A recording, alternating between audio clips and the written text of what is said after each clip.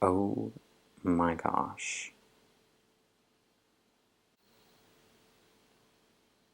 I dropped a stitch. Hey guys, in this video I'm going to be showing you how to knit a reversible braid.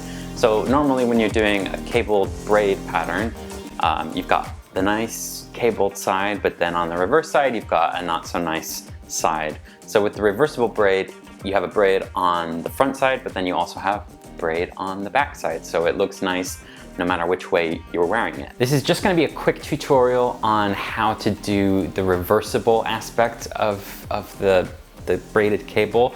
So if you don't know how to do an actual braided cable, I have a tutorial on that down below in the description. So check that out first if you want to learn how to knit a braided cable. But otherwise, if you want to take it to the next level and do the reversible braided cable, proceed. So here's what I have so far. Obviously this isn't a real project, so just kind of knit it to show you. I've cast it on 24 stitches, and if you want to follow along exactly, you just want to make sure that you reserve 12 stitches in the middle of whatever you're knitting, because those 12 stitches are going to make up the braided cable here. And I'll go over why you need 12 stitches in a minute. But this is what we have so far. So it's a nice braid, and on the back side, instead of kind of the nasty backside of a normal cable project, you have a braid that looks pretty much identical to what it looks like on the front. The trick to any cabled project that is reversible is in the stitching. So for the border, I've just done a normal garter stitch, and normally for a cabled project, you're going to be doing a stockinette stitch for however many stitches you want to do. In this case, the stitching is actually a 1x1 ribbed pattern, and you can't really tell up here, but if you look at the bottom where I've first started, my first couple rows, you can really see that 1x1 ribbing. So here it's a pattern of knit 1, purl 1, knit 1, purl 1, knit, purl, knit, purl, knit, purl, and then on the flip side, knit, purl, knit, purl, knit, purl, you knit the knits and purl the purls to create that 1x1 ribbing. And you can really see it if you stretch it out, you can see that ribbing. But what happens is the purls get pushed back and the knits, the stockinette stitches, get pushed forward. And so it pulls the fabric together and it creates the illusion of one solid stockinette piece. So right now, when those purls get sent back and everything gets pushed together, it looks like you actually have less stitches casted on than you really do. So you have 1, 2, 3, 4, 5, 6, just counting those stockinette columns here. It looks like we have just like a braid that's 6 stitches wide, but in reality we've got those purl stitches that are in between each stockinette stitch, and those purls are getting pushed to the back side. And what happens on the back side is those purls are obviously the opposite. So those purls that get pushed back are stockinette stitches or knit stitches on the back side, and they're recreating the exact same thing. So they're creating the illusion of a solid stockinette cable here. So it's 1, 2, 3, 4, 5, 6 stitches wide also. And it has the same thing. It's got purls that are pushed back, and it has the illusion of this normal cable. And so when you're doing the actual braid with your cable knitting needle and switching everything back and forth, you recreate the exact same thing on both sides when you're doing it. In terms of the actual cabling with your cable knitting needle, you follow the same rules as you would if you were doing a normal cable knitting project. So you would always want to do your cabling stitches with this guy on the same row. So right now I'm on the front side, even though it's reversible, but I'm on the front side and I'm ready to use my cable knitting needle. So you're only going to want to use this on the front side. So when we flip over and do the back, you still just want to do the back side like normal, knit all the way through. Don't use this cable knitting needle again. So let's actually just do this row. I'm going to first knit my border of 6 stitches, just garter stitch. So we've got 1, 2, 3, 4, 5, and 6. And now I'm at my braid. So this first part, I want to ignore the first arm. And if you look carefully, let's see if I can zoom the camera in more than I already have. and keep it focused. Yeah, okay. So this first arm, since we're doing the braid, we're only going to worry about this middle part of the braid. So the first bit we can just continue with the ribbing. And normally if you were doing a braid, it would be like a 2x2 cabled braid. And right now you can still kind of see that illusion. We've got two real clear columns of stockinette stitches here that make up that first arm of the braid. But in reality, it's actually these 4 stitches that make up that bit of the braid. So anytime you're working with this reversible braid, you want to keep in mind that each arm of the braid is 4 stitches wide. So every time you're moving the braid, you have to move them by 4 stitches. So for this first one, we're not going to move it at all because the braid isn't calling for that right now. So we'll just continue with the ribbing. So knit and purl, knit and purl.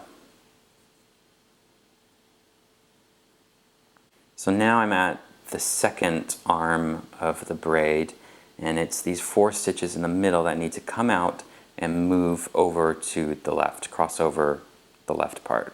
So I'm going to try and keep the camera zoomed in to show you. So we want to take 4 stitches in this case. Normally you would be taking 2 for like a normal braid, but in this case it's reversible, so we take the knit stitches and the purled stitches. So 4 stitches, 1, 2, 3, and 4. Put them on your cable needle and move them to the front because we want it to go over and to the left. And then continue with the ribbed pattern that's on the back side. So we're going to knit and purl 4 stitches. So knit and purl, and then knit and purl this last one. And then pull the cable needle back up here, and we're going to knit and purl off these last 4 stitches. So going to knit. You can get kind of tight because of the ribbing, but that's just how it is. And then purl, and then knit, and finishing it off with the purl. Cool. Now we're done with the cable needle, and I'm just going to finish off the rest of my border, which is just garter stitch, knit all the way to the end.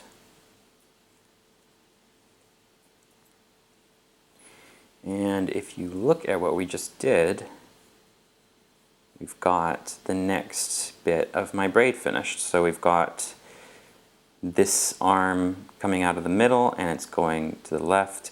The ones on the left are going around behind. And if you flip that over to the reverse side, that should be happening as well, but in the opposite. So we've got this stitch. Actually, I don't know what the opposite is that's happening, but all I know is that the braid is also growing on the reverse side. The good thing is, on the reversible side, you don't need to do any cabling. So with this one, you're just going to knit all the way through. Oh, well, then obviously continue with the ribbing. So knit and purl, knit, purl, knit, purl. So let's just do that real quick. So we'll knit through the border. And when we get to the braid, you knit the knits and purl the purls. So we knit this one, purl, knit, purl, knit, purl, knit, and purl, and knit, and then we'll just knit all the way to the end for the border. Back on the front side now, the cable has grown a lot more and we're ready to do the next arm of the braid.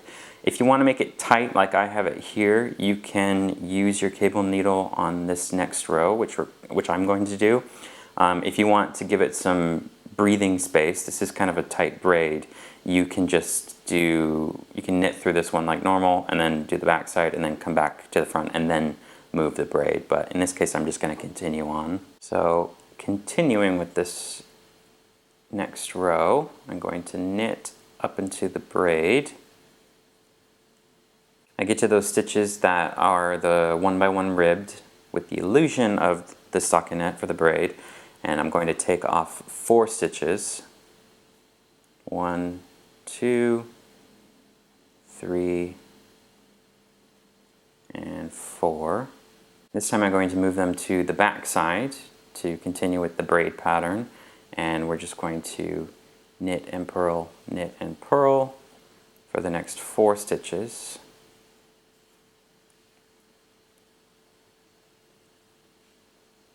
Sorry, I keep going in and out of focus. I'm kind of using really huge knitting needles and like really long knitting needles, but then I'm using this tiny yarn and like the camera is like super focused on one thing, and so I keep going in and out of it. Anyways, just a bad combination for everything all around.